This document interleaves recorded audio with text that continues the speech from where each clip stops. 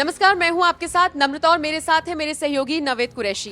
अरविंद केजरीवाल, या मुझे कहना चाहिए कट्टर ईमानदार अरविंद केजरीवाल, वो अपने साथ या ये कहिए कि आम आदमी नहीं, बादशाह अरविंद केजरीवाल। अब तो यही कहा जाने लगा है, क्योंकि जिस तरह की खबरें सामने आई हैं, उन्होंने अपने घर के पर्दे 1 करोड़ के लगाए हैं और जिस तरह की खबरें निकलकर सामने आई हैं, अब तो उन्हें शाही राजा तक कहा जाने लगा है। लेकिन जो अपने नाम के आगे लगाते हैं कट्टर, अपनी पार्टी के नेताओं के आगे लगाते हैं कट्टर ईमानदार नेता, उनकी पोल अब खुलती नजर आ रही है। और वो कैसे, उसी पर आज हम चर्चा करने जा रहे हैं। कैसे वो अरविंद केजरीवाल जो कहते थे मुझे सिक्योरिटी नहीं चाहिए, वो अरविंद केजरीवाल जो कहते थे मुझे महंगी गाड़ियां नहीं चाहिए, मतलब जितने भी वो दावे और वादे करते थे ना, उन सब की पोल अब खुल गई है। सोचिए, एक आम आदमी जो खुद को बिल्कुल आम आदमी के बीच से निकला हुआ बताया करता था, निकले भी ऐसे ही है, खैर कोई बड़ी बात नहीं है, लेकिन अब कैसे रईसी की जिंदगी जी रही है और उनका जो दोहरा रवैया है वो किस तरह से सामने आया है, उसकी पोल अब खुल गई है और उसी पर हम चर्चा करेंगे। क्या है सर, 1 करोड़ के मुझे लगता है पर्दे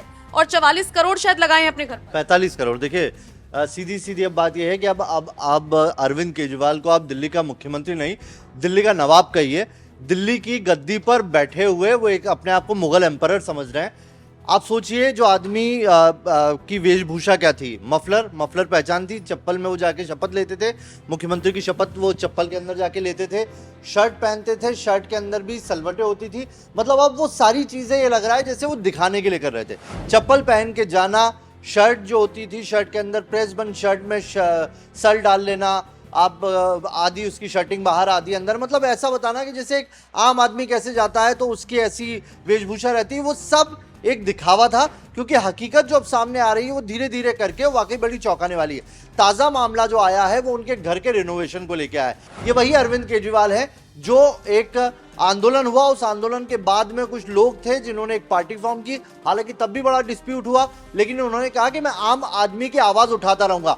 हम आपको ये भी बताएंगे कि कैसे अरविंद केजरीवाल के साथ जो लोग आए थे, एक एक कर अरविंद केजरीवाल ने पहले तो उन लोगों को भी ठगा, आज वो सब ठगा सा महसूस कर रहे हैं। बहुत बड़ी फहरिस्त है, कुमार विश्वास है उसके अंदर, योगेंद्र यादव है उसमें, प्रशांत भूषण है, शांति भूषण, प्रशांत भूषण के पिता जिन्होंने पहला चेक दिया पार्टी बनाने के लिए 1 करोड़ का, उन्हीं को दूध से मक्खी की तरह निकाल के फेंक दिया।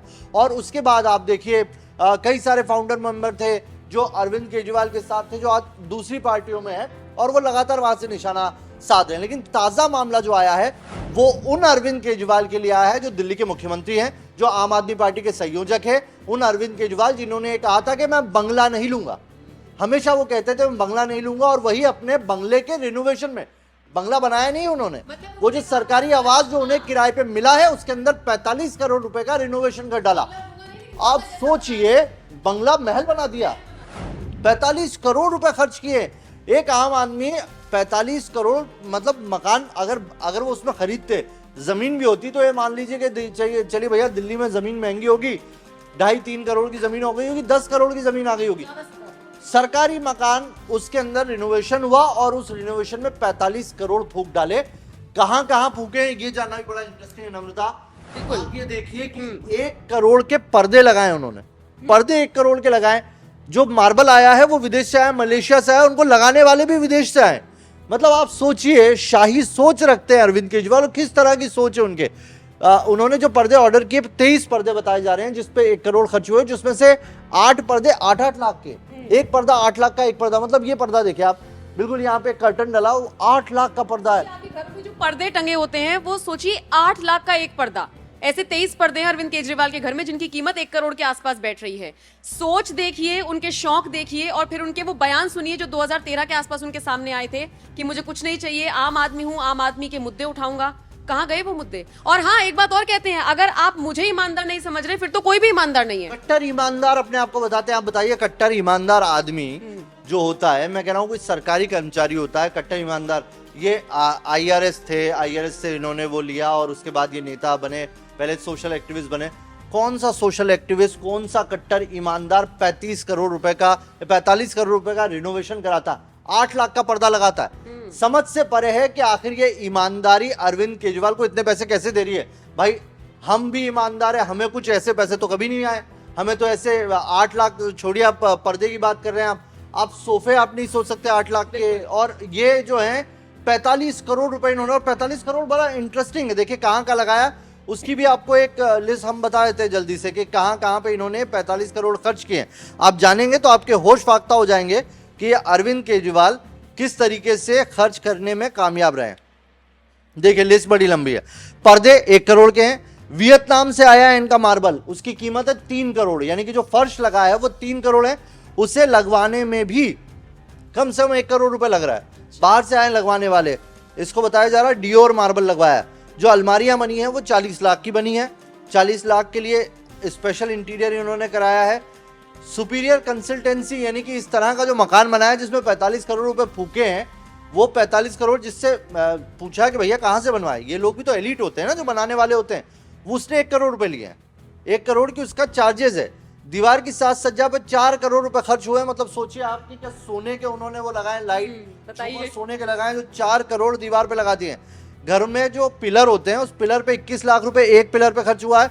रसोई पे 63 लाख रुपए 75,000 रुपए खर्च हुए हैं। और जो कालीन लगाई गई हैं, यानी कि जो घरों के अंदर जो गलीचे लगाए गए हैं, वो भी 20 लाख से ज्यादा रुपए में खर्च किए हैं। सोचिए आप, अरविंद केजरीवाल बंगला बना के, मतलब आप ये कहिए कि आप अरविंद केजरीवाल मत बोलिए उन्हें, जिले लाई बादशाह सलामत अरविंद केजरीवाल कहिए। इतना बड़ा उनका महल है दिल्ली के अंदर। वो दिल्ली के सीएम नहीं, दिल्ली के नवाब हैं वो। और देखिए सबसे बड़ी बात यह है कि जब भी ऐसा कोई कदम आम आदमी पार्टी की तरफ से उठाया जाता है जिसको लेकर उन्हें पता होता है कि सवाल उठेंगे, तो पहले से ही फौज तैयार हो जाती है बचाव करने के लिए अरविंद केजरीवाल का। जैसे कि अब बीजेपी एकदम से आगे आ गई है, सवाल उठा रही है कि आपने इतने करोड़ रुपए फूंक दिए, पैसा आया कहां से, आप तो कट्टर ईमानदार हैं।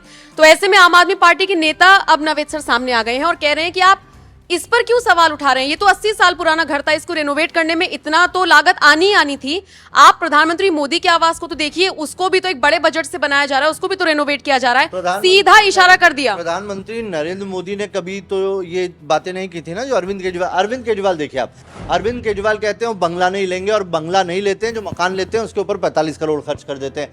कट्टर ईमानदार अपने आप को बताते हैं। वो कट्टर ईमानदार जो अब लोकसभा चुनाव के लिए उन पार्टियों के साथ कोलैबोरेट कर रहे हैं जिनके फाउंडर तक भ्रष्टाचार के आरोपों में जेल की सजा काट रहे हैं। दूसरी बात, आपने तो कहा था कि आप गठबंधन नहीं करेंगे, आपने तो कस्में खाई थी गठबंधन नहीं करेंगे। और दूसरा, डिप्टी सीएम मनीष सिसोदिया याद होगा आपको, अभी जेल में है, मंत्री उनके जेल में है। ये उस कट्टर ईमानदार पार्टी है जो खुद अरविंद केजरीवाल सीबीआई के सामने 2 बार भ्रष्टाचार के मामले में सवाल जवाब का सामना कर चुके हैं, और ये कह रहे हैं कि अगर मैं ईमानदार नहीं तो कोई ईमानदार नहीं। तो आप देखिए भ्रष्टाचार के आरोपों पे आप यू टर्न ले लेते हैं आप। वो पहले फाइलें हैं अरविंद केजरीवाल की, मुझे आज भी वो तस्वीरें याद आती है, प्रेस कॉन्फ्रेंस में होते थे ऐसे फाइलें लहराते थे, सारी फाइलें जिन पे आरोप लगाए उन सबसे माफी मांगी कोर्ट के अंदर जाके। मतलब आप बिना आधार के बस जनता को गुमराह कर रहे हैं, जनता को गुमराह करते हैं, आरोप लगा देते हैं, आपका कोई सिरा नहीं है। और जब बारी आती खर्च करने की, बोले थे गाड़ी नहीं लूंगा, वैगनार, एक नीली वैगनार है, उसमें दिखावे के लिए घूमते थे। अब देखिए गाड़ियों का काफिला, 106 सिक्योरिटी नहीं लूंगा, 106 लोग हैं उनकी सिक्योरिटी के अंदर। जो अभी मैं मीडिया रिपोर्ट्स पढ़ रहा था, 106 सिक्योरिटी में लोग हैं। जो लोग उनके साथ थे उन लोगों को दगा दे दिया उन्होंने। बिल्कुल। आज देखिए एक एक करके सारे लोग उनसे चिटकते जा रहे हैं। जो उनके साथी थे वो भ्रष्टाचार में जेल में है, अपने आप को ईमानदार बता रहे हैं, 45 करोड़ यहाँ पर खर्च कर रहे हैं, और अभी तो न जाने क्या क्या आएगा। मुझे लगता है दिल्ली जो है, दिल्ली की गद्दी उन्हें रास आ गई है।